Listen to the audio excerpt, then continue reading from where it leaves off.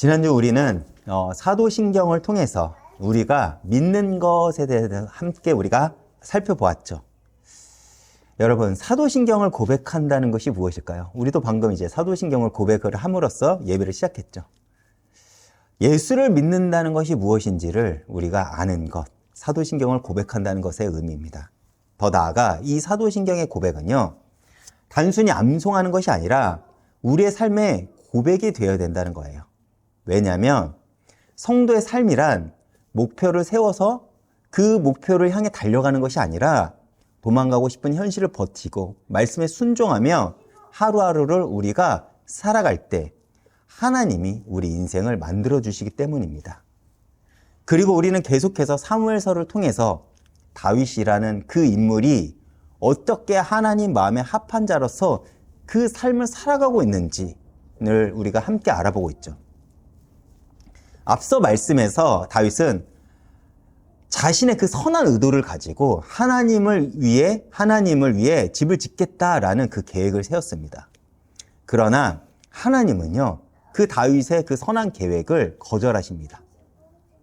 그러나 하나님은 그 다윗의 중심을 기쁘게 바라보셨기 때문에 다윗에게 언약을 약속해요. 언약을 주십니다. 내가 너를 위하여 집을 지으리라 라고 하시면서 다윗에게 영원한 왕조를 약속하시고, 더 나아가 다윗의 후손을 통해 영원한 나라를 세우시겠다는 그 언약을 주시죠. 그리고 오늘 말씀은 그 하나님의 언약을 들은 다윗의 반응이 무엇인지를 우리에게 보여줍니다. 근데 여러분, 사실 언약을 들어서 다윗이 하나님께 감사한 것이 아니에요. 사실 다윗은 어쩌면 진심으로 자기 선한 의도를 가지고 자신의 중심을 가지고 하나님께 성전을 지어드리겠다고 고백을 했는데, 사실 그 계획이 거절당했습니다. 만약 우리라면 어떤 반응을 하겠습니까? 아마 하나님께 섭섭을 하거나 낙심했을 거예요. 내 의도가 거절당했다는 것에 대해서요. 혹은 내가 뭘 잘못했나 라고 생각을 하면 어떤 이는 또 자책을 했을 것입니다. 그런데 다윗의 반응은 전혀 달랐죠. 다윗은 오히려 하나님의 그 거절 앞에서 더 큰 감사와 확신의 기도로 반응을 합니다. 어쩌면 이러한 다윗의 자세가 하나님 마음에 합한 자로 세워진 그 이유가 되지 않을까라는 생각을 해봅니다. 다윗에게는 자신의 계획이 성공하는 것보다 하나님의 뜻과 목적이 더 중요했던 것 같습니다. 어쩌면 신앙생활도 이런 것과 같아 보여요. 우리는 각자 이유를 가지고 하나님 앞에 나옵니다. 어떤 이는 가정의 문제, 어떤 이는 경제의 문제, 어떤 이는 건강의 문제를 가지고 주님 앞에 나오죠. 그런데 우리가 신앙생활을 하면 할수록, 우리의 믿음이 깊어질수록 우리는 그것이 해결되는, 그리고 내게 응답이 오는 그 목적을 향해 다가가기보다 우리가 어떻게 바뀌죠? 하나님의 뜻과 목적을 우리가 구하게 됩니다. 그리고 그 길로 우리가 나아가게 되죠. 사랑하는 이웃교회 성도 여러분, 우리는 종종 신앙생활을 하면서 하나님을 위해 좋은 일을 하려고 계획했을 때도 있을 것입니다. 그러나 막히는 경험은 우리가 종종 하죠. 분명 이것은 하나님의 일이라고 생각했는데 잘 안 되는 경우들이 있어요. 저도 교회를 섬기면서 그런 일들을 굉장히 많이 경험하는 것 같습니다. 그런데 우리가 여기서 기억해야 될 것은 좋은 신앙이란 무엇이냐? 그 우리 한순간의 뜨거운 감정이나 열정이 아니라 그 계획이 멈춰진 그 자리에서, 또 내 뜻이 꺾인 그 자리에서 여전히 하나님의 선하심을 신뢰하고 감사하는 그 삶의 증명을 하는 것이, 보이는 것이 신앙생활이라고 생각을 해봅니다. 그리고 이것이 바로 세상의 방법을 의지하고 살아가는 자와 하나님의 방법을 신뢰하며 살아가는 그 성도의 삶의 모습의 차이일 것입니다. 오늘 우리는 이 다윗의 고백과 기도를 통해서 우리가 하나님의 방법으로 반응하는 삶이 무엇인지를 함께 알아보고자 합니다. 제가 먼저 오늘 본문 18절을 읽어보겠습니다. 다윗 왕이 여호와 앞에 들어가 앉아서 이르되, 주 여호와여, 나는 누구이오며 내 집은 무엇이기에 나를 여기까지 이르게 하셨나이까. 앞서 하나님은 다윗에게 너를 통해서 나는 영원한 나라를 세우겠다라는 그 약속을 주십니다. 그리고 그 언약을, 하나님은 그 약속을 듣고 난 후 다윗이 가장 먼저 한 행동이 무엇일까요? 곧장 여호와 앞에 들어가 앉아서 기도를 했다고 성경은 이야기를 합니다. 여기서 앉아서라고 번역된 히브리어 야샤브는 단순히 앉아 있는 것이 아니라 조용히 머물며 깊이 묵상하는 것을 의미해요. 즉, 다윗은 하나님의 엄청난 약속 앞에서 성급하게 반응하지 않고 자랑하지 않고 오히려 조용하게 하나님 앞에서 이 모든 일의 의미를 깊이 생각하며 기도하고 자신의 신앙을 점검하고 있는 것입니다. 우리라면 어땠겠습니까? 만약에 나에게 어떤 큰 응답이 왔어요. 하나님이 나에게 어떤 큰 언약을 약속을 했어요. 우리는 곧장 그것을 자랑하기 급급했을 것입니다. 하나님이 나에게 이렇게 자랑했어. 그리고 그것을 우리는 사람들한테 보이기 급급했을 거예요. 근데 다윗은 그러지 않았다니까요. 오히려 조용한 곳에 들어가 앉아서 자신의 신앙을 점검한 것입니다. 그리고 나서 다윗이 한 첫 번째 고백이 무엇입니까? 나는 누구입니까? 입니다. 도대체 내가 누구이길래? 이것은 단순히 수사적 질문이 아닌 하나님의 은혜 앞에서 자신의 그 무가치함을 깊이 깨닫고 고백하는 철저한 겸손의 표현이라는 것이죠. 사실 다윗은 아는 거예요. 나는 은혜 받을 자격이 없는 자다. 그러나 하나님의 그 일방적인 은혜 가운데 나는 선택을 받았고 내가 이 자리까지 왔다. 나의 나 된 것은 오직 하나님의 은혜라는 것을 고백하는 장면이죠. 사실 다윗은 원래 베들레헴의 작은 목장에서 양을 치던 목자의 아들이었습니다. 그 당시의 목자란 가장 형편없는 직업이었어요. 그것도 막내였다는 것을 잊지 않았습니다. 그래서 형들은 모두 군대에 나갔었고 자신은 집에서 양이나 돌보는 어린 소년이었어요. 사무엘 선지자가 이새의 집에 와서 왕을 기름 부을 때도 아무도 다윗을 생각하지 못했습니다. 왕이 될 제목이라고 누구도 생각을 하지 않았다는 것입니다. 다윗의 아버지 이새조차도 다윗을 빼놓고 아들들을 분류했을 정도였죠.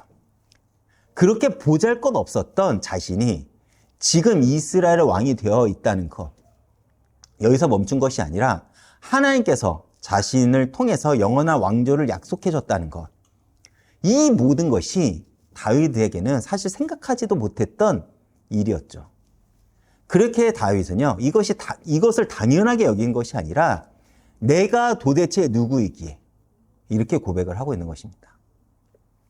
즉, 나 같은 자가 어떻게 이런 은혜를 받을 수 있습니까? 라는 그 겸손한 고백이라는 것이죠. 사실 신앙생활을 하면 할수록 정말 제대로 신앙생활을 하는 사람들의 특징은 뭐냐면 이 고백이 터져 나온다는 것입니다.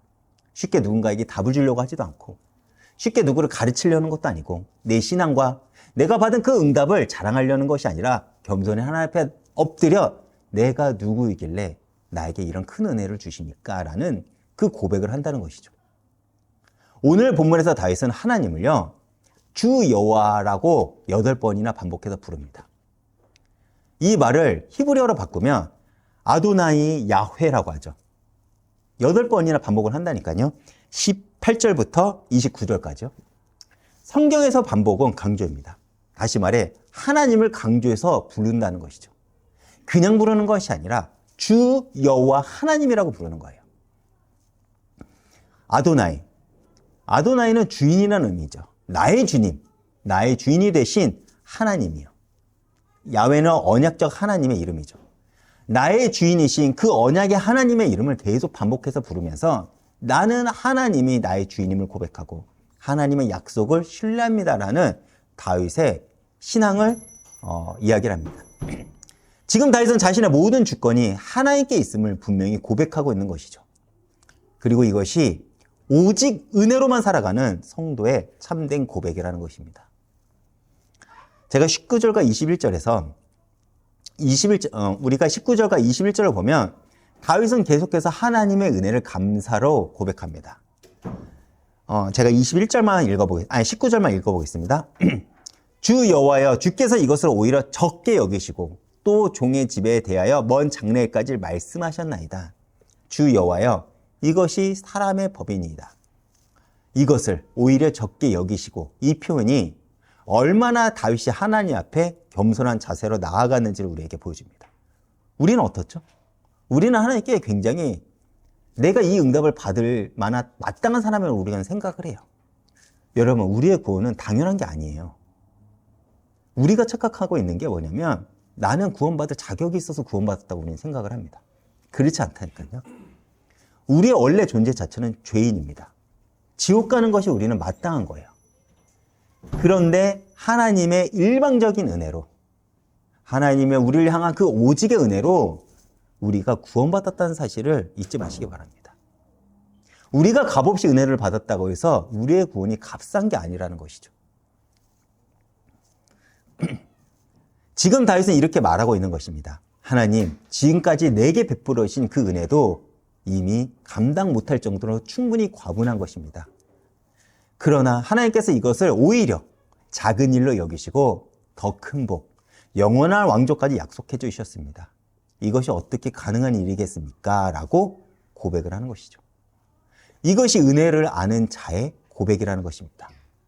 그리고 21절에서 주의 말씀을 위하여 주의 뜻대로 이 모든 큰 일을 행하사라고 말을 합니다. 다시 말해 다윗은 자신에게 주어진 그 모든 것들이 자신의 공로나 자신의 어떤 능력 때문이 아니라는 것을 분명하게 말하고 있다는 거예요. 사실 저와 같은 많은 목회자들이 아니면 혹은 교회 어떤 큰 교회 중직자들, 장로님들이 자신의 능력을 자랑할 때가 있어요. 물론 겸손하게 표현은 하지만 내가 이렇게 해가지고 응답을 받았습니다. 내가 이렇게 해가지고 여기까지 왔습니다라는 그 고백을 합니다. 근데 사실 아닙니다. 하나님께서 은혜를 줬기 때문에 그 자리까지 갈 수 있다는 것이죠. 제가 가끔 사람들을 만나서 이제 신앙에 대한 얘기를 할 때가 있죠. 저는 우리가 살아가는 그 모든 환경과 달란트, 내 것이 아닙니다. 내가 잘나서 받은 게 아니라니까요. 하나님께서 우리에게 허락하셨기 때문에 우리가 그렇게 살아가는 겁니다. 그렇죠. 누가 좋은 환경에서 태어나고 싶지 않겠습니까? 누가 좋은 머리로 태어나고 싶지 않겠어요. 누가 잘생긴 외모로 태어나고 싶지 않겠고, 누가 좋은 배경과 좋은 그 것들이 있길 바라지 않는 이들이 어디 있겠습니까?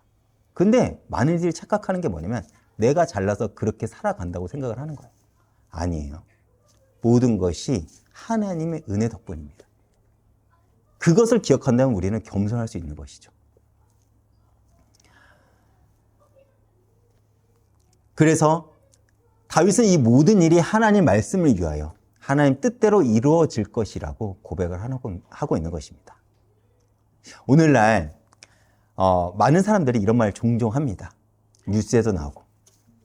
호의가 계속되면 권리인 줄 안다. 어떤 영화의 한 대사죠. 호의가 계속되면 이 말 아시죠? 호의가 계속되면 권리인 줄 안다. 즉 우리는 내가 받은 은혜를 당연하게 생각할 때 우리의 신앙은요 타락을 해요. 당연한 게 아니라니까요. 앞서 말했듯이 내가 구원받은 것은 오직 하나님의 은혜임을 우리가 늘 기억해야 된다는 것입니다. 우리가 정말 복을 받을 자격이 있을까요? 내가 열심히 신앙생활을 했지만 응답이 없으면 사실 우리는 너무 억울해하고 낙심하고 원망을 합니다. 또 응답이 오면 우리는 굉장히 당연하게 여기죠. 누가 그랬습니까? 사울이 그랬습니다. 사울은 하나님의 은혜를 당연하게 여겼고 내가 왕이 되는 것을 당연하게 여겼습니다. 또 하나님이 다윗을 세우자 자신의 틀어진 신앙을 보지 않고 오히려 억울해하며 자신의 판단을 하나님의 뜻보다 우선시하다가 하나님께 버림을 받았죠. 그런데 다윗은 어떻습니까? 다윗은 사울과 다른 길을 걸었습니다. 응답이 오면 하나님의 법궤를 먼저 생각했고 하나님의 언약을 받으면 조용히 엎드려 기도했으며 하나님의 은혜가 넘칠수록 더욱 겸손했습니다. 즉 다윗은요 하나님의 은혜를 당연히 여기지 않았다는 것이죠. 오히려 내가 누구이기에 이 엄청난 은혜를 받을 수 있습니까? 라고 하나님께 고백을 하며 이 모든 것이 하나님의 은혜가 아니면 불가능 일입니다. 라고 다윗은 하나님 앞에 엎드렸습니다. 제가 여러분 저보다 더 오래 사신 분들도 있겠죠. 그래도 제가 이 46년이라는 그 인생 가운데 하나 배운 게 있어요. 그것이 뭐냐면 감사는 감사를 낳는다는 거예요. 원망은 원망을 낳아요. 불평은 불평을 낳고 헌신은 헌신을 낳습니다. 사실 우리가 불평한다는 건 뭐냐면 나를 죽이는 거예요. 나를 죽이는 것입니다. 제가 그거를 되게 잘하는 것 같아요. 저는 어렸을 때부터 굉장히 자격지심에 쩔어 산 인물이었습니다. 근데 그것이 나를 죽이더라고요. 제가 하나님을 믿고 가장 자유롭게 여긴 게 이겁니다. 남들과 비교하지 않고 내가 나 주신 것대로 하나님 앞에 서는 것. 하나님이 나에게 주신 이 환경 속에서 내가 최선을 다해 살아간다면 하나님은 오직 이것을 보고 나를 칭찬하시겠지 라는 것을 바라보게 된다는 것입니다. 여러분들도 짜증을 내고 불평해 보셨잖아요. 짜증 섞인 말이, 그 불평 섞인 말이, 그 욱하고 터진 그 화가 그 상황을 더 정리하고 좋게 하니까? 그렇지 않죠. 오히려 더 상황을 악화시키고 더 큰 불평을 만들어냅니다. 근데 다윗은 어떻습니까? 내가 누구이길래 이렇게 시작하는 감사의 고백을 하며 하나님 앞에 엎드렸습니다. 그리고 하나님은 그 감사의 고백을 더 큰 감사로 이어가시죠. 그래서 감사는 믿음이라고 합니다. 세상 사람들도요, 그리고 다른 종교들도요, 감사할 일이 있어서 감사를 합니다. 당사할 일이 있으면 감사를 하죠. 저도 제 딸이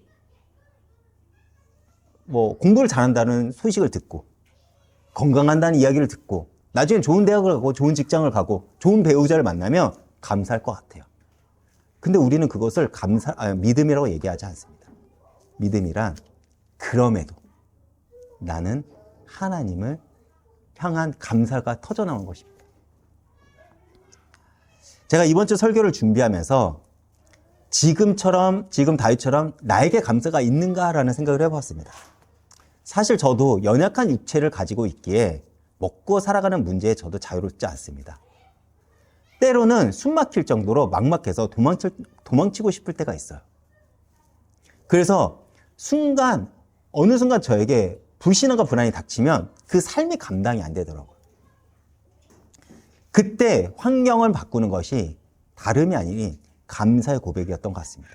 내가 하나님 앞에 엎드리고 처음에는 불평과 원망을 쏟아냅니다. 그런데 그 기도가 쌓이면 바뀌는 것이 무엇이냐면 나의 기도가 불평에서 감사로 바뀐다는 것이죠. 그때 우리는 버티며 살아갈 수 있다는 것입니다. 그리고 그 막힌 삶 가운데 예수를 붙잡고 살아간 그 삶의 흔적을 내 인생에 새기고 있겠구나라는 생각이 듭니다. 내 삶이 하나님의 이야기로 채워가고 있다고 생각할 때면 그래도 내 인생은 가치가 있겠구나라고 생각을 하며 그 생각이 오늘을 버티게 한다는 것이죠. 내일을 기대하는 것 같습니다. 여러분들은 어떻습니까? 여러분들은 지금의 은혜를, 나의 삶의 환경을 당연하게 생각하십니까? 아니면 내가 누구이기에 나 같은 자를 불러서 라고 고백을 하며 지금 여러분들의 삶에 하나님의 이야기를 써내려고 하고 계십니까? 사실 어렵고 힘든 삶을 그저 극복했다, 응답받았다, 이것이 우리에게 중요한 게 아니에요. 그 환경 가운데 여러분의 삶 가운데 하나님의 이야기가 있다면, 지금 여러분 삶 가운데 하나님의 이야기를 쓰고 있다면 여러분들은 지금 복을 받고 있는 삶을 기억하시길 바랍니다. 그리고 이것이 여러분들이 하나님의 역사가 되는 증거이며 성도가 세상에 보일 증거가 되는 것입니다. 그리고 제가 22절 읽어보겠습니다. 그런즉 주 여호와여 주는 위대하시니 이는 우리의 귀로 들은 대로 주와 같은 이가 없고 주 외에는 신이 없음이니이다. 다윗이 앞에 어떤 사건이 일어난지 여러분들 기억하시죠? 자신의 계획이 거절당했습니다. 그러면서 하나님의 위대하심을 지금 찬양하는 거예요. 보통 사람이라면 내 계획이 거절당했다면 원망하고 불평을 했을 텐데 다윗은 오히려 하나님을 더 크게 찬양하고 있는 것입니다. 여기서 위대하시니라고 번역된 히브리어 가돌은 단순히 크다라는 의미를 가진 것이 아니라 어느 것도 비교할 수 없을 정도로 위대하시다라는 의미를 가져요. 지금 다윗은 비록 내 계획이 거절당했지만 이것이 하나님이 작아지는 것이 아니라 여전히 하나님은 비교할 수 있는 존재가 아무것도 없을 정도로 크심을 고백하고 있는 거예요. 사실 우리는 어떻죠? 내가 가지고 있는 문제가 해결되지 않고 내가 가지고 있는 계획이 틀어지면 내 인생 가운데, 내 삶 가운데 하나님이 작아지지 않습니까? 그렇죠. 믿음이란 세상보다 하나님이 클 때 우리는 하나님을 더욱 신뢰할 수 있어요. 그래서 신앙을 추상적으로 가져가지 말라는 것입니다. 많은 이들이 예수를 믿는다고 말해요. 많은 이들이 교회도 나와 예배를 드립니다. 그런데 문제는 무엇이죠? 세상이 하나님보다 크다는 거예요. 그래서 믿는다고 말은 하지만 세상의 삶의 방법과 모습은요, 세상을 쫓아간다는 것입니다. 세상의 기준대로, 세상이 하라는 대로. 근데 믿는다는 것은 그런 게 아니죠. 하나님을 세상보다 더 크다는 것을 우리가 알 때 우리의 믿음이 더 커진다는 것입니다. 그래서 하나님을 아는 만큼 나의 믿음이 커진다는 거예요. 하나님을 그래서 알아가시길 힘쓰시길 바라겠습니다. 그런데 여기서 주목할 것은 뭐냐면 다윗은 하나님의 위대하심을 막연히 상상으로 아는 것이 아니라는 것입니다. 22절 말씀을 보면 다윗은 이렇게 고백을 해요. 우리의 귀로 들은 대로. 즉 다윗은 지금 이스라엘 백성들이 출애굽부터 지금까지 경험한 하나님의 그 놀라운 응답과 역사들을 통해 하나님의 어떤 분인지, 그 하나님의 선한 신실하심을 들었고 또 자신의 그 삶의 과정을 통해 하나님을 경험함으로 하나님에 대한 부분을 자기가 확신하고 있는 거예요. 즉 다윗은요, 세상보다 하나님이 더 크다는 것입니다. 홍해를 가르신 일, 광야 40년 동안 만나와 매출하기로 먹이시고 인도하신 일, 여리고성을 무너뜨리신 일, 가나안 정착의 그 과정을 보여주신 그 수많은 기적들, 이 모든 것들이 다윗에게는 하나님이 신실한 분이라는 확신한 증거였다는 것입니다. 그래서 지금 내 계획이 안 되더라도 하나님의 계획은 반드시 이루어질 것이라는 그 확신을 다윗은 가질 수 있었죠. 다윗이 그런 확신을 가질 수 있었고 그렇게 하나님 마음에 합한 자로 살아갈 수 있었다면 우리도 마찬가지지 않겠습니까? 하나님이 우리에게 무엇을 주셨습니까? 이 성경을 주셨습니다. 그렇죠. 사실 다윗은 예수 그리스도의 사역까지 듣지 못했습니다. 그렇죠. 단지 출애굽의 역사와 가나안의 정복의 사건을 통해 오실 메시아를 기대하는 것만으로도 다윗은 하나님께 믿음으로 반응했어요. 그런데 우리는 어떻습니까? 우리는 이 성경을 통해 다윗보다 더 완전한 하나님의 일을 들을 수 있습니다. 하나님이 어떤 일을 완성하셨는지 우리는 그 결과를 알고 있잖아요. 우리는 이 성경을 통해 예수가 메시아임을, 예수가 그리스도임을, 예수가 나의 주님이 되심을 들을 수 있다는 것입니다. 배울 수 있다는 것이죠. 어떻게 오실 것인지도 우리는 알 수 있습니다. 우리는 그 들음을 붙잡고 살아갈 때 우리의 삶은 하나님의 이야기로 가득 채워질 거예요. 더 나아가 다윗처럼 그 감사의 고백을 통해 하나님의 일하심을 세상에 증거할 수 있다는 것입니다. 왜 교회가 세상에 하나님의 일을 보지 못하게 할까요? 말씀을 보지 않고, 말씀을 듣지 않고 내가 생각한 대로 하나님을 상상하기 때문에 그렇습니다. 하나님을 믿는다고는 얘기를 하지만 우리의 하나님은요, 사실 성경에서 기록된 하나님이 아닐 때가 많아요. 내가 상상한 하나님을 우리는 붙잡고 기도하기 때문에 세상에 하나님의 일을 보이지 못하는 거예요. 하나님은 지금도 말씀으로 역사하신다고 합니다. 하나님의 응답은 말씀을 근거로 우리에게 응답을 주신다고 해요. 그럼 우리가 말씀을 알아야 되지 않겠습니까? 제가 저희 교회에서 자신 있는 건 하나가 있습니다. 제가 언변도 어눌하고 말재주도 없지만 저희 교회는 온전히 하나님 말씀을 전한다는 거예요. 주일 예배를 통해서 정말 강해 설교를 통해서 주일 예배를 통해서 지금 우리는 사무엘서를 우리가 이어가고 있죠. 여기에 기록된 말씀이 어떤 내용인지, 하나님 지금 우리에게 어떤 말씀을 주는지, 또 새벽 말씀을 통해서도 우리에게 하나님은 그 말씀을 허락해 주십니다. 그리고 지금 부족하지만 제가 수요일 예배를 합니다. 그때는 우리의 신앙이 어떻게 자라나야 되는지 그 말씀을 우리는 전해주고 있어요. 박정희 목사의 생각이 아닌 하나님의 말씀을 전해주고 있다는 것입니다. 여러분들이 그 말씀을 나의 말씀으로 붙잡을 때 하나님은 여러분들의 인생을 그 말씀을 들어 응답하실 거라는 거예요. 다시 돌아가 23절과 24절에서 다윗은 더 구체적으로 하나님의 신실하심을 고백합니다. 제가 읽어보겠습니다. 땅의 어느 한 나라가 주의 백성 이스라엘과 같으리이까 하나님의 가서 구속하사 자기 백성으로 삼아 주의 명성을 내시며 그들을 위하여 큰 일을 주의 땅을 위하여 두려운 일을 애국과 많은 나라들과 그의 신들에게서 구속하신 백성 앞에서 행하셨사오며 주께서 주의 백성 이스라엘을 세우사 영원히 주의 백성으로 삼으셨사오니 여호와여 주께서 그들의 하나님이 되셨나이다. 지금 다윗은 무엇을 자랑하고 있습니까? 이스라엘이 다른 나라보다 잘나서 이스라엘 민족이 우수해서 자랑하는 것이 아니라 오직 하나님께서 이스라엘을 택하시고 하나님께서 이스라엘과 함께 하심을 자랑하고 있는 것입니다. 우리 아이들 너무 귀엽지 않습니까? 너무 귀여운 것 같아. 이스라엘 향한 하나님의 일방적인 은혜를 감사하고 고백하고 있는 것입니다. 즉 이스라엘이 구원받을 만해서가 아니라 하나님께서 그들을 사랑하셨기 때문에 구원해 주셨다는 거예요.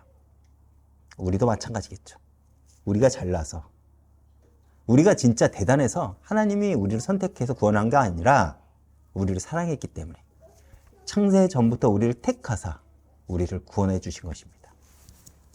그리고 우리가 여기서 또 주목할 부분이 27절이에요. 만군의 여호와 이스라엘 하나님이여 주의 종의 귀를 여시고 이르시기를 내가 너를 위하여 집을 세우리라 하셨으므로 주의 종이 이 기도로 주께 간구할 마음이 생겼나이다. 여기서 주의 종의 귀를 열어 라고 번역된 히브리어 갈라에트 오제는 고대 근동에서 중요한 비밀을 전할 때 상대방의 귀에 머리카락을 살짝 들치고 귀에 속삭이듯이 말하는 그 모습을 가리키는 거예요. 은밀하게. 너만 알고 있어. 이렇게 말하는 겁니다.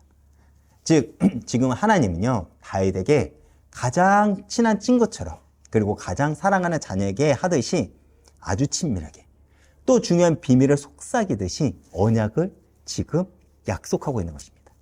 중요한 약속을 할 때 하나님은 우리에게 그렇게 다가오신다는 거예요. 우리가 그걸 어떻게 발견할 수 있을까? 어떻게 하나님의 그 음성을 들을 수 있을까? 기도해 보십시오. 기도해 보니까 하나님이 내 마음속에 은밀하게 그 응답을 주시더라고요. 이것이 기도의 가장 중요한 핵심입니다. 참된 기도란 내 감정에 휘둘려 기도하는 것이 아니라 하나님 약속을 근거로 기도하는 것. 그렇게 응답받는 기도는 하나님 말씀을 들을 때 그리고 그 말씀이 나를 향한 약속임이 믿어질 때 비로소 우리는 내 욕망이 아니라 하나님 뜻을 따라 기도할 수 있는 것이고 그 기도는 응답으로 이어진다는 거예요. 다윗이 처음에 성전을 짓겠다고 한 것도 선한 마음이었지만 그것은 다윗의 생각에서 나온 거예요. 그러나 하나님은요 오히려 다윗의 집을 영원히 세우시겠다는 약속은 하나님의 그 구속의 긴 역사 가운데서 나온 것입니다. 그래서 다윗은 하나님을 원망하는 것이 아닌 순종할 수 있었고 감사할 수 있었던 것입니다. 그리고 다윗의 집을 영원히 견고하게 하시겠다는 그 하나님의 약속은 마침내 다윗의 후손으로 오실 예수 그리스도를 통해서 성취가 되었음을 우리는 확인할 수 있는 것이죠. 비록 자신의 때 하나님의 성전이 세워진 것을 다윗은 보지 못했어요. 우리는 내가 기도한 것이 내 대에 성취가 돼야 된다고 생각을 하잖아요. 다윗은 보지 못했지만 다윗은 지금 이렇게 기도하는 거예요. 하나님이 나에게 복을 준다고 한다면 이 복이 내가 아니라 하나님의 복이 되기를 기도합니다. 여러분, 제가 비록 비참하게 살더라도 내 인생이 실패로 끝나더라도 우리 시아가 잘 되고 성공하게 산다면 저는 응답이라고 하지 않을까요? 그렇죠. 지금 다윗은 그 고백을 하고 있는 거예요. 다르죠. 하나님이 나에게 물질을 주시면 이 물질을 나의 평안이 아니라 주의 나라를 위해 쓰겠습니다. 혹 하나님이 나에게 지혜와 지식을 주신다면 또 나에게 권력을 주시고 이 땅 가운데 나를 높이신다면 그것을 통해 나는 나의 의와 나를 자랑하는 것이 아니라 하나님 나라를 위해 하나님을 자랑하기를 소망합니다 라고 다윗은 지금 기도를 하고 있는 것입니다. 여러분은 어떠십니까? 이것이 다윗의 마음이었어요. 다윗이 감사가 다른 것입니다. 그렇다면 여러분들은 내 계획이 무너질 때 어떻게 반응하십니까? 분노하십니까? 아니면 하나님의 약속을 오히려 붙잡고 더 살아가십니까? 진짜 신앙이란 내가 원하는 대로 되는 것으로 감사하는 것이 아니라 하나님의 약속을 붙잡으면서 감사를 시작하는 것입니다. 설령 내 뜻이 그 자리에 무너져도 하나님의 뜻은 반드시 이루어진다는 그 확신, 이것이 바로 하나님을 신뢰하는 믿음이라는 것이죠. 그리고 제가 28절과 29절을 읽어보겠습니다. 주 여호와여, 오직 주는 하나님이시며 주의 말씀들이 참되시니이다. 주께서 이 좋은 것들을 주의 종에게 말씀하셨사오니 이제 청하건대 종의 집에 복을 주사 주 앞에 영원히 있게 하옵소서. 주 여호와께서 말씀하셨사오니 주의 종의 집이 영원히 복을 받기 하옵소서 하니라. 다윗의 기도의 결론은 얼핏 보면 자신을 위한 복을 구하는 것처럼 보이기도 합니다. 그런데 자세히 보면 그 기도의 핵심은 주의 종이 집이 주 앞에서 영원히 있게 하옵소서에 있습니다. 다윗에게 가장 큰 복은요, 왕위의 견고함이나 부귀 영화가 아니라 바로 하나님과 함께하는 것이었어요. 그리고 이 기도가 하나님을 향한 다윗의 중심을 보여준다는 거예요. 지금 다윗은 하나님을 떠나지 않고 하나님 앞에서 하나님과 함께 살아가는 것이 나에게는 가장 큰 복입니다 라고 고백을 하고 있는 것입니다. 그리고 28절에 다윗은 주는 하나님이시라 주의 말씀들이 참되십니다 라고 고백을 합니다. 어떻게 이 고백을 할 수 있을까요? 하나님 말씀에 대한 확실한 신뢰가 있기 때문에 가능합니다. 여러분은 어떠십니까? 하나님의 말씀이 이루어지는 것을 정말로 믿습니까? 정말 믿는다면 우리는 그 약속을 붙잡고 기도할 거예요. 감사할 것입니다. 그리고 그 감사는 믿음의 열매가 되는 거예요. 그리고 이어서 다윗은 주께서 이 좋은 것으로 주의 종에게 허락하셨습니다 라고 말을 하며 하나님께서 주신 약속을 좋은 것이라고 표현합니다. 좋은 것. 히브리어로 토브라고 하는데 이것은 단순히 좋다는 의미를 넘어서 하나님의 선하신 본성을 나타내는 단어예요. 다시 말해 하나님이 우리에게 주신 모든 것들은요 좋은 거라는 것입니다. 자신의 계획이 거절당하는 것까지 또 하나님의 선하신 뜻 안에서 뜻 안에 있다고 믿었던 거예요. 그래서 우리가 이런 고백을 하잖아요. 모든 것을 합하여 선을 이루신다고. 내 계획이 그 자리에서 무너지더라도 하나님은요 그것까지도 들어서 하나님은 선함으로 막 바꾸신다는 것입니다. 나의 부족함까지도 하나님은 들어서 선하신 뜻을 이뤄가고 계신다는 거예요. 그렇게 감사할 수 있는 것입니다. 그렇기에 우리가 기억할 것은 믿음의 감사는 여러분 인생에 감사를 맺게 하실 거라는 것이죠. 그리고 이어서 29절에서 다윗이 구하는 것이 무엇입니까? 다윗은 주의 앞에 영원히 있게 해달라고, 그리고 주의 종의 집이 영원히 복을 받게 해달라고 간구를 합니다. 자신의 능력이나 노력으로 복을 받겠다고 고백을 하는 게 아니에요. 오직 주의 복으로, 하나님의 은혜로 내가 복된 자가 되게 해주세요라고 기도를 하고 있는 것입니다. 즉 처음부터 끝까지 나의 모든 것은 하나님의 은혜였습니다. 앞으로 이 은혜로 내가 살아가게 하옵소서라는 그 기도를 하고 있는 것입니다. 그리고 이것이 우리가 구해야 할 가장 큰 복입니다. 감사를 할 만해서 감사할 것을 우리는 믿음이라고 하지 않죠. 이런 감사는 다른 종교에도 세상에도 있습니다. 그러나 믿음이란 보이지 않고 막힌 그 상황 속에서도 하나님의 은혜가 있기에 우리는 감사를 하는 것이고 하나님의 은혜가 있기에 우리가 하나님 앞에 엎드리는 것입니다. 우리가 그 감사를 고백하기 위해 하나님과 함께 사는 것, 하나님을 떠나지 않는 것, 어떤 상황 속에서도 하나님을 붙잡고 살아가는 거예요. 왜냐하면 하나님과 함께 하는 사람에게는 다른 모든 복이 따라오기 때문에 그렇습니다. 결국 복된 자의 삶을 살아갈 수밖에 없다니까요. 우리가 구하지 않아도 하나님은요 우리의 인생을 채워주신다는 거예요. 그러나 하나님을 떠난 사람에게는 세상 모든 것을 가져와도 참된 만족이나 평화가 없습니다. 허무하다는 것이죠. 결국 우리가 받는 은혜는 나만을 위한 것이 아니라 하나님 영광을 위한 통로가 되어야 된다는 거예요. 지금 다윗은 내가 더 낮아져도 하나님만 높아질 수 있다면 나는 더 낮아져도 됩니다라는 그 고백을 자신의 삶으로 증명하고 있는 것입니다. 제가 목회를 시작하고 이렇게 교회를 섬기면서 하나님 앞에 드린 기도가 있어요. 사랑을 달라고 제가 기도를 합니다. 사랑을 주세요. 내 실력으로는 성도들을 사랑할 자신이 없습니다 라는 기도를 합니다. 그리고 저를 주의 날개 아래 품어주세요. 너무 삶이 버거울 때가 있습니다. 그 기도를 합니다. 그리고 저는 교만하기에 하나님이 저를 붙잡고 계시지 않으면 저는 넘어질 것 같습니다 라는 기도를 합니다. 그리고 제가 항상 기도하는 게 뭐냐면 말씀을 깨닫는 그 은혜를 저에게 주십시오라는 합니다. 왜요? 말씀을 여러분들에게 온전히 전하기 때문에. 근데 어쩌면 이것이 제가 말씀을 준비하다 보니까 다윗의 마음과 비슷한 기도라는 생각이 들었습니다.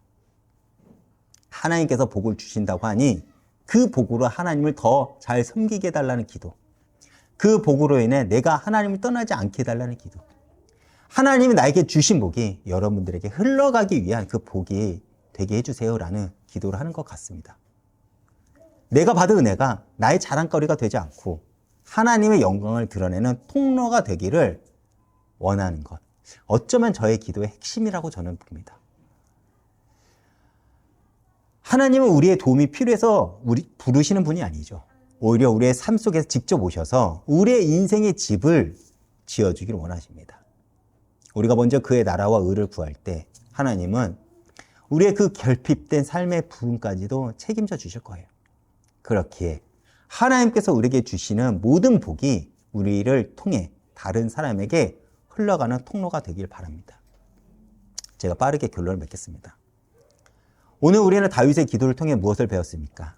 다윗이 하나님 마음에 합한 사람이었던 이유는 다윗이 실수가 없어서가 아닙니다. 사실 다윗도 우리와 같이 연약하고 부족한 인간일 뿐입니다. 이후 우리는 다윗이 저지른 죄를 함께 알아볼 거예요. 다윗도 그만큼 연약했습니다. 큰 죄를 지었죠.